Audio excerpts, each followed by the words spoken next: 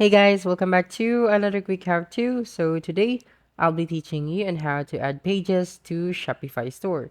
So the first thing that you'll need to do is you have to log into Shopify store, and then here at the left side corner of your screen, you would be able to see the pages. So just click on the pages and then just wait for a few seconds, and right here you would be able to see the add page.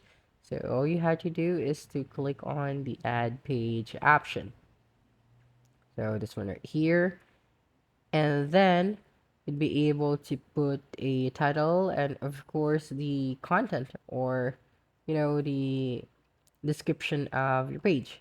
After that, just have to save it. Now let's go ahead and then click on the navigation, and then here we can choose the footer menu or main menu. So just click on the main menu and then click on add menu item, and then here search for the pages and then click on it. Now click on the page that you have created and then click on add, and after that you'll be able to see that page on your menu. So that's a wrap. Don't forget to like, subscribe, and hit the notification bell for more quick how-to videos next time. Adios.